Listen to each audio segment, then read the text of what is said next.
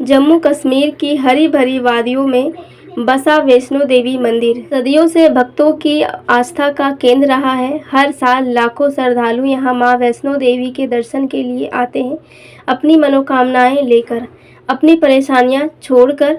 लेकिन 27 अगस्त 2025 को वह रात कुछ ऐसी थी जो इतिहास के पन्नों में हमेशा के लिए दर्ज हो गई। यह घटना है उस रात की जब प्रकृति ने अपना द्रोह रूप दिखाया, लेकिन मां वैष्णो देवी ने खुद अपने भक्तों को बचाने के लिए अवतार लिया।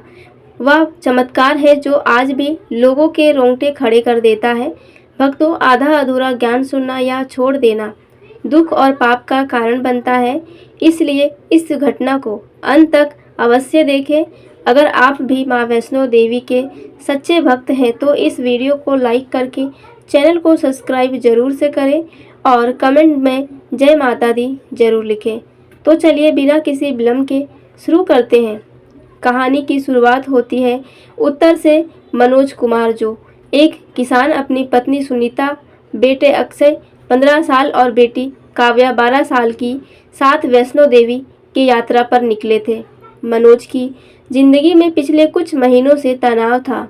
उसकी फसल अच्छी नहीं हो रही थी और उस घर में सुनीता की मां की बीमारी ने उन्हें आर्थिक रूप से तोड़ दिया था। मां वैष्णो देवी सब ठीक कर देगी, सुनीता ने कहा था जब उन्होंने ट्रेन टिकट बुक की। वे 25 अगस्त को जम्मू पहुंचने और कटरा के पैदल यात्रा शुरू की। रास्ते में वे कई अन्य भक्तों से मिले।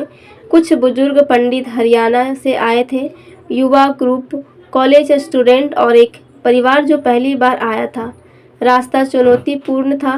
13 किलोमीटर की चढ़ाई, घूमदार रास्ते और किचकिच में ठंडी हवा, लेकिन हर कदम पर जय माता दी का जयकारा उन्हें ऊर्जा देता। अक्षय और काव्या उत्साह से भरे थे। पापा, क्या माँ वैष्णो देवी सच में गुफा में रहती हैं? काव्या ने पूछा। मनोज मुस्कुराए, हाँ बेटी, और वे हर भक्त की पुकार सुनते हैं। वे शाम तक बनगंगा पहुँचे, जहाँ उन्होंने आराम किया। मौसम साफ था, लेकिन दूर पहाड़ों पर बादल उमड़ रहे थे। मौसम विभाग ने हल्की बारिश की चेतावनी दी थी, लेकिन किसी को अंदाजा नहीं था कि यह तूफान में बदल जाएगी। उस रात जब वे अर्थात कुमारी पहुंचे तो बारिश शुरू हो गई।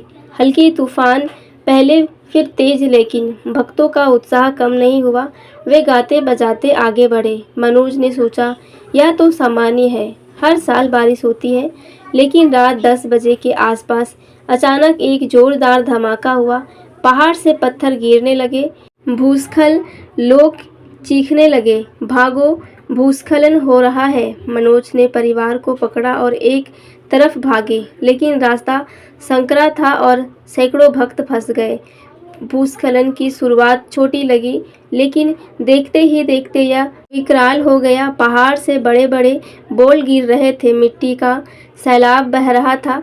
बनगंगा नदी का पानी उफान पर था और बारिश ने इसे बाढ़ से बदल दिया। मनोज का परिवार एक छोटी सी चट्टान के नीचे छिपा। सुनीता रो रही थी, हे माँ, हमें बचा लो। अक्षय ने फ़ोन निकाला, लेकिन सिग्नल नहीं था। चारों तरफ अंधेरा, सिर्फ टॉर्च की रोशनी और चीखें प्रवाहित कर रही थी कि उस रात करीब 500 भक्त फंस गए थे।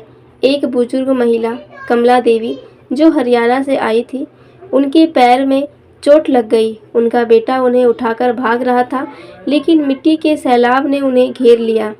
माँ, अब क्या होगा? कमला ने कहा।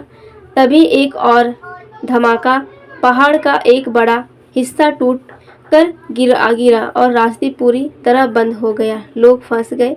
ऊपर से पत्थर, नीचे से पानी बह रहा। पानी तेजी से बढ़ रहा था और ठंड इतनी कि बारिश शुरू हो रहा था। मनोज ने देखा कि एक युवा लड़की, शायद 20 साल की, पानी में बह रही थी। वह कूदे और उसे पकड़ा। मैं प्रीति हूँ, दिल्ली से, उसने कांपते हुए कहा। मेरे माता पिता आगे थे, लेकिन अलग हो गए। मनोज ने उसे परिवार के पास लाया। अब वे 5 हो गए। वे एक ऊंची जगह पर चढ़े, लेकिन पानी लगातार बढ़ रहा था। रात के 12 बजे तक स्थिति भयावह हो गई थी।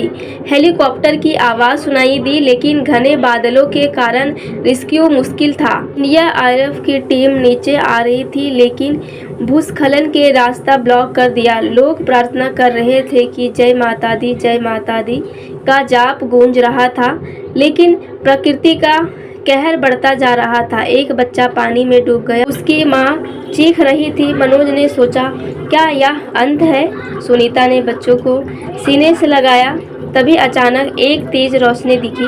पहले तो लगा बिजली चमकी, लेकिन वह रोशनी स्थिर थी, गुफा की दिशा से आ रही थी। यह वह पल था जब चमत्कार की शुरुआत हुई। प्रत्यक्षी के अनुसार रात के करीब 1 बजे, जब बाढ़ का पानी कमर तक पहुंच गया था और लोग हार मान चुके थे, तभी गुफा की तरफ से एक सफेद आकृति दिखाई दी। वह आकृति धीरे धीरे चलकर आ रही थी, लेकिन पानी पर चल रही थी, जैसे कोई ठोस जमीन हो। लोग हैरान रह गए, या क्या है? किसी ने कहा। रोशनी बढ़ती गई और आकृति साफ हुई। एक महिला लाल साड़ी में, माथे पर सिंदूर, हाथ में त्रिशूल, लेकिन चेहरा इतना दिव्य कि देखते ही मन शांत हो जाए। माँ वैष्णो देवी, कमला देवी ने चीख कर कहा। लोग आवाज रह गए। आकृति भक्तों की तरफ बढ़ी और जैसे ही वह पास आई, पानी का स्तर कम होने लगा। हाँ, बाढ़ का पानी पीछे हट रहा था, जैसे कोई अदृश्य दीवार हो। मनोज ने देखा कि माँ की आंखों में करुणा थी। वे बोली, मेरे बच्चों, डरो मत, मैं आ गई हूँ। आवाज इतनी मधुर, इतनी गूंजदार कि हर भक्त ने सुनी, चाहे वह कितनी दूर क्यों ना हो। प्रीति के कांपते हाथों से माँ को छूने की कोशिश की, लेकिन माँ ने मुस्कुराकर कहा, विश्वास रखो। तभी एक और चमत्कार। कमला देवी का घायल पैर, जो सूजा हुआ था, अचानक ठीक हो गया। कमला खड़ी हुई। माँ, यह कैसे? माँ ने कहा, मैं अपनी संतानों की रक्षा के लिए हूँ। लोग रोने लगे। कुछ घंटों पर बैठ गए, लेकिन चमत्कार अब भी खत्म नहीं हुआ था। अब सबसे बड़ा चमत्कार हुआ, जो लोग के होश उड़ा देता है। ऊपर से भूस्खलन जारी था, पत्थर गिर रहे थे। माँ ने अपना त्रिशूल उठाया और पहाड़ की तरफ इशारा किया। अचानक पत्थर रुक गए। हवा में, हाँ, बड़े बड़े बोल वह हवा में लटक गए थे, जैसे कोई अदृश्य हाथ उन्हें पकड़े हो। लोग देख रहे थे, रोंगटे खड़े हो गए। यह असंभव कैसे? अजय ने पूछा। माँ मुस्कुराई और बोली, शक्ति विश्वास में है। फिर माँ ने पानी की तरफ देखा। बाढ़ का पानी अब पूरी तरह पीछे हट रहा था और जमीन सूखी हो रही थी। लेकिन सबसे हैरान करने वाली बात, जो बच्चा डूब गया था वह पानी से बाहर आया, जीवित। उसकी माँ दौड़ी और उसे गले लगाया। माँ ने बचा लिया। चीखें गूंजी। माँ ने सभी घायलों को छुआ और उनकी चोटें ठीक हो गई। एक आदमी जिसका हाथ टूट गया था, वह सामान्य हो गया। प्रीति, जो ठंड से कांप रही थी, अचानक गर्माहट महसूस करने लगी। माँ ने कहा, यह मेरी लीला है, लेकिन याद रखो, आस्था से सब संभव है। प्रकृति का सम्मान करो और एक दूसरे की मदद करो। फिर धीरे धीरे उनकी स्थिति फीकी पड़ने लगी और जो गुफा की तरफ लौट गई। लेकिन जाते जाते आकाश में एक इंद्रधनुष दिखा। रात के अंधेरे में लोग शब्द, लेकिन सुरक्षित। सुबह होने तक एनडीआरएफ की टीम पहुंची, लेकिन उन्हें हैरान हुई। रास्ता साफ था, पानी सूख चुका था, कोई गंभीर घायल नहीं। या कैसे? टीम लीडर ने पूछा। भक्तों ने पूरी कहानी बताई। पहले तो विश्वास नहीं हुआ, लेकिन जब सैकड़ों लोगों ने एक ही बात कही तो जांच शुरू हुई। सीसीटीवी फुटेज में कुछ धुंधला दिखा, लेकिन स्पष्ट नहीं हुआ। लेकिन रिपोर्टर्स ने इसे चमत्कार घोषित कर दिया। मनोज का परिवार सुरक्षित लौटा, उनकी जिंदगी बदल गई। मनोज की खेती अच्छा होने लगा, सुनीता की माँ ठीक हुई। प्रीति ने बाद में एक किताब लिखी इस घटना पर। कमला देवी आज भी वैष्णो देवी की आरती करती है। यह कहानी फैल गई और लाखों लोगों ने इसे सुना। यह कहानी आज भी प्रेरणा देती है कि आस्था की शक्ति प्रकृति के साथ छेड़छाड़ कभी नहीं करना चाहिए।